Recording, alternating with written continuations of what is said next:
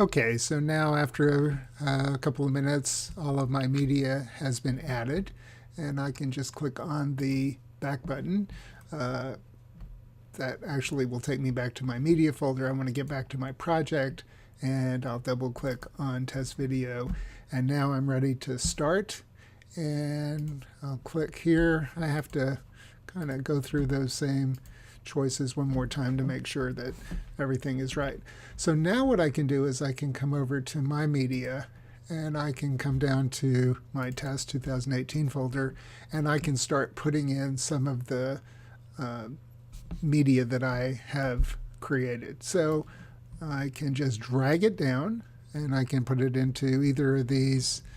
Now you'll see that there's a red mark when I try to put a still image in the audio file. There's a red box around there indicating that that's not a good place to put it, but the green is fine. So I'll just put that there. That is Houston.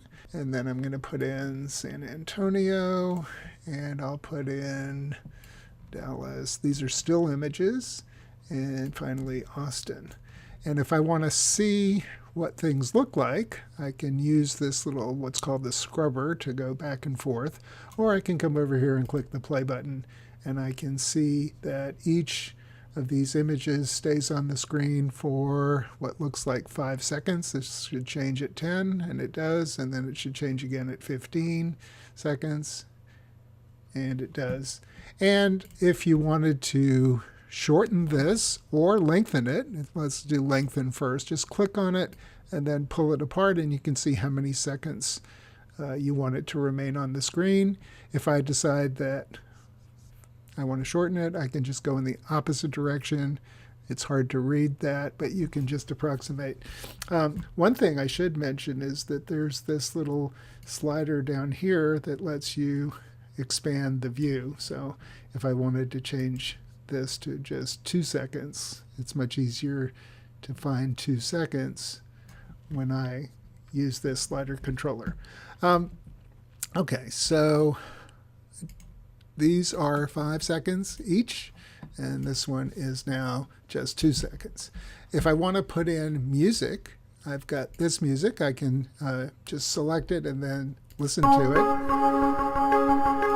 And I can just drag it down then to audio. And I want to make sure that I'm all the way over at the beginning at 0. And you can see here that this is at 0. And you can then click the play button to hear what this sounds like.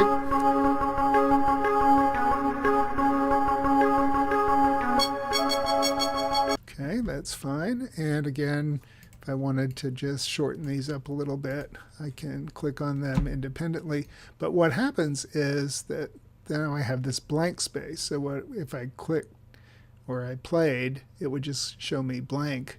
So what I need to do is pull this over, just click and drag, and I can then, whoops, shorten that up a little bit. And there. Now, you may have noticed that when I hover over this little icon here, I get some other options. I can fade, I can add special effects, I can open a clip editor. So let's start with Houston right here and see what happens when I try these out. So now what I can do is I've opened the clip editor, I can zoom in or zoom out. I can rotate the picture if I wanted to. I don't really want to do that. I can click on these other items, and this one's actually kind of cool. This is the pan and zoom tool, or sometimes called the Ken Burns effect. If I click on start, I can say, okay, it's going to start here, and then I click on end, and then I can position where I want it to end.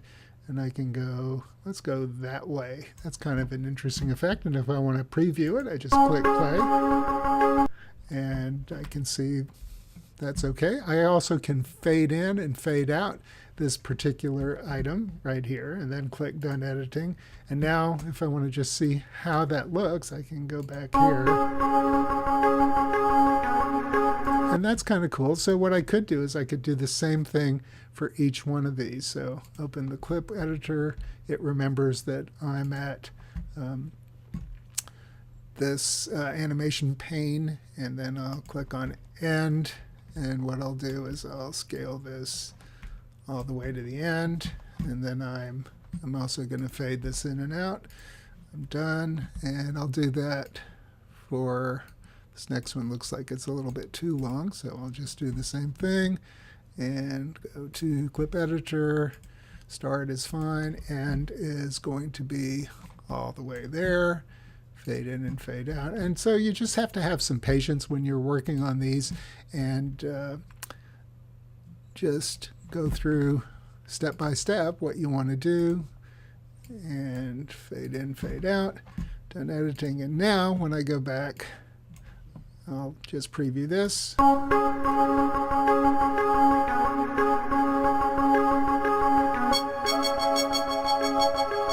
Okay.